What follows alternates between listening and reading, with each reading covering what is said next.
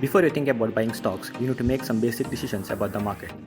About how much you trust the corporate India, about whether you need to invest in stocks and what you expect to get out of them, about whether you're a short-term or a long-term investor, and about how you will react to the sudden, unexpected and severe drops in price.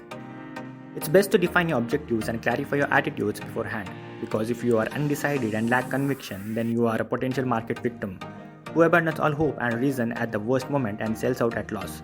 It's a personal preparation as much as knowledge and research that distinguishes a successful stock picker from the chronic loser.